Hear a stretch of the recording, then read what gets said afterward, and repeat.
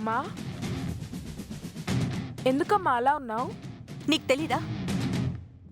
కళ్ళ ముందు జరుగుతున్నవి చూస్తూ ఎగిరి గంతేయమంటావా? అమ్మా, ఆంటీ ఎలా ఉందమ్మా? చెప్పమ్మా, ఆంటీ ఎలా ఉంది? నీకు నచ్చిందా? నచ్చాల్సిన వాళ్ళకి నచ్చితే సరిపోతుంది. నన్ను అడగడం ఎందుకు? నువ్వు చెప్పేది కరెక్ట్ అనుకో, కానీ ఇంట్లో వాళ్ళ అభిప్రాయాలు కూడా తెలుసుకోవాలి కదా. నీ ఇష్టం మీ నాన్నగారి ఇష్టం కోసం నా ఇష్టాలు అవసరం లేదని నువ్వే చెప్పావుగా.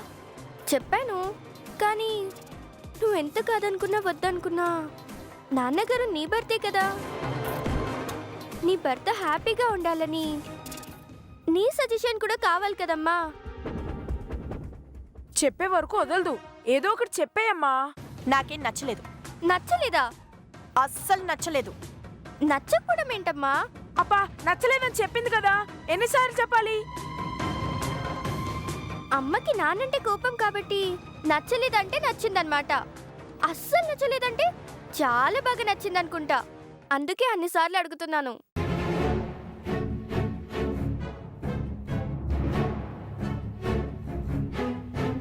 మీనాక్షి, బాగా హెడేక్గా ఉంది, స్ట్రాంగ్ కాఫీ తీసుకురా.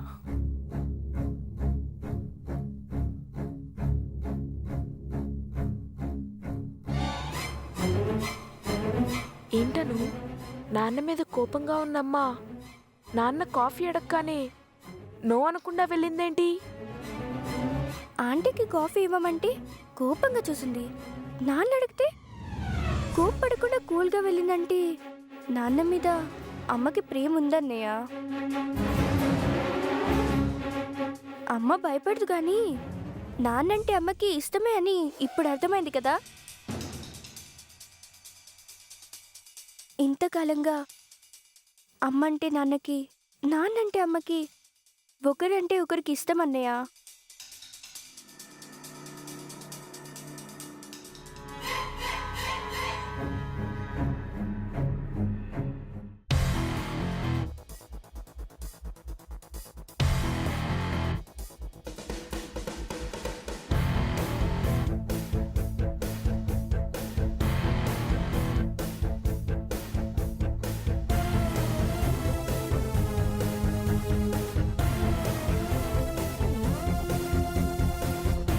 మీనాక్షి,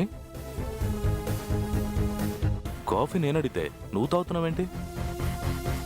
మీరు అడగటం కరెక్టే, కానీ కాఫీ పెట్టింది మీకోసం కాదు, నా కోసం తెచ్చుకున్నాను. అంటే నాన్న అడిగితే కాఫీ ఇవ్వవా? మీ నాన్నకి పెళ్లి చేస్తున్న దానివి మీ నాన్నకి కాఫీ చేసి పెట్టలేవా? వెళ్ళి పెట్టివ్వు. పెళ్లికి కాఫీకి ముడి పెడుతున్నావా మీనాక్షి? ముడి పెట్టడానికి ముడి విప్పడానికి నేనెవరిని చెప్పండి? ఇందాకవిడి గారికి కాఫీ పెట్టినందుకే నా ఒళ్ళు మండిపోతుంది. ఎవరికి పడితే వారికి సేవ చేయడానికి నేను ఇంట్లో పని మనిషిని కాను.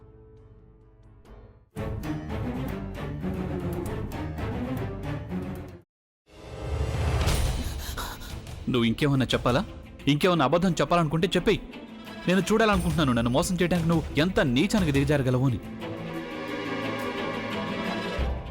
ఎందుకు ఆలియా, ఎందుకు నువ్వు ఇలా చేసావు? నీకు తెలుసు కదా నానమ్మ తర్వాత నీ ఒక్కదానిని కదా నేను పూర్తిగా నమ్మేది.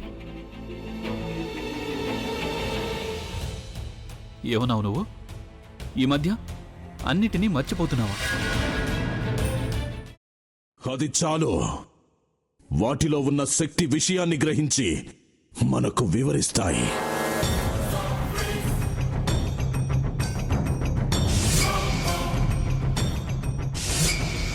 ఎవరు ఆ దండ విప్పొద్దు, గది తలుపులు తెరవద్దు.